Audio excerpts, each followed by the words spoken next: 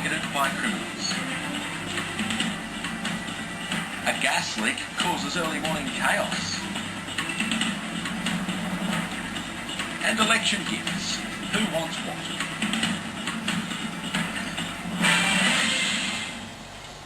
Good evening. Police are tonight opening the region's eyes to just what goes on when the lights go off, revealing that Rockhampton streets targeted by thieves and vandals. Sam? Getting along to boogie in there? Garage goes off like that too, doesn't it? The latest from the Comets. Yes, Paul, they're gearing up for their grudge game with the Cutters and the Brahmans drop a bombshell. Good evening.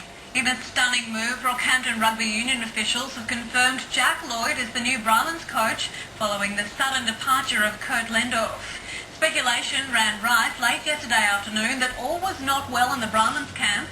Lendorf's reign in the top job was in jeopardy. As the Brahmans squad waited on the field, a board meeting was in progress at Rugby Park to address the issue. The final outcome, Lendorf stepping down after just one game with Lloyd to take over. Although the specifics of the separation were not divulged, the decision came as a great shock to the players. And I can understand they're very disappointed. I think they had a fair bit of respect for Kurt, as do I, in what he was doing on the rugby field. Lloyd's first game in charge will be this Saturday afternoon when the Brahmans host the University of Queensland in their first home game of the State Cup season. The Central Comets will be hoping to continue their impressive form from the Titans trial when they tackle Mackay Cutters on Saturday night. It'll be the Comets' first hit out against a fellow Queensland Cup team this season.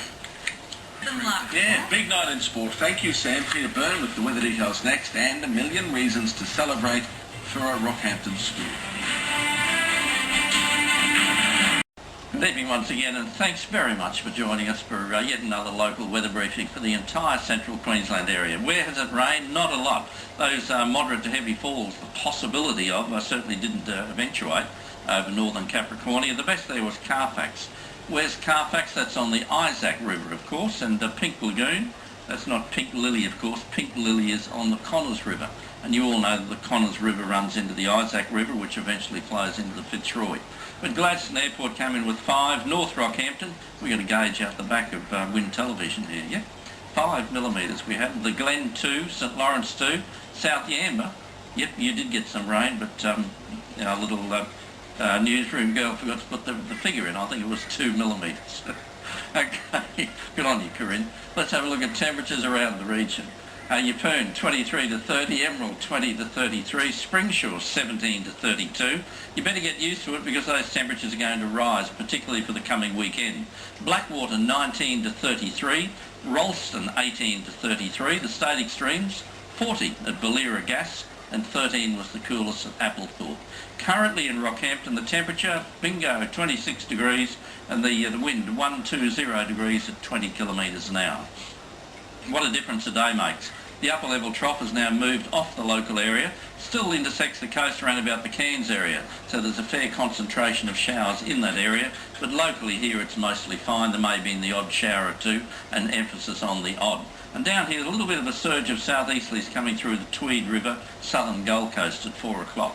On the national picture, this will be the focus of attention off the WA coast, the Kimberley coast, with a deepening tropical low anticipated there over the following 4 to 5 days. But otherwise, the monsoon trough and our longitudes are relatively benign and quiet.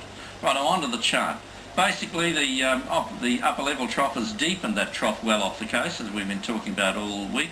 That will not affect the local area. It's freshened the local winds, so consequently a strong wind warning is current, but conditions will improve dramatically for the coming weekend, with seas and winds moderating significantly. In the short term, isolated showers at best through coastal Capricornia.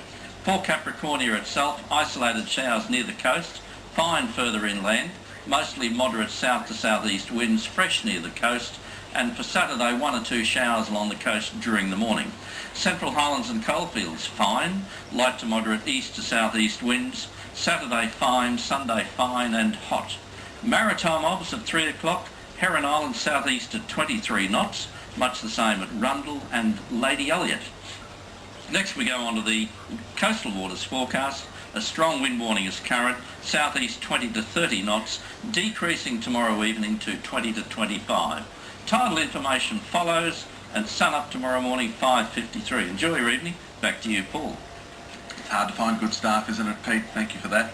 Finally, a program to teach the younger generation about rail safety. Reached a major milestone in Rockhampton today. For over a decade, Queensland Rail's been travelling the state, educating students about safety and accident prevention around railways. And we believe that it's a vital message, teaching children to be aware, to stay alert and to be rail smart, and to always be looking out at level crossings, to be aware of flashing lights and of trains.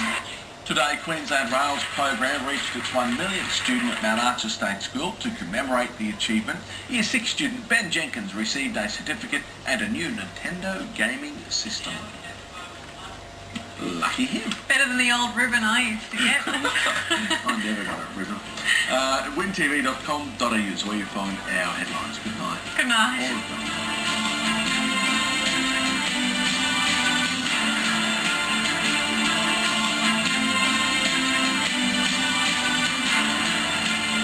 This has been a Win News presentation from Win Television, Australia's largest commercial television network.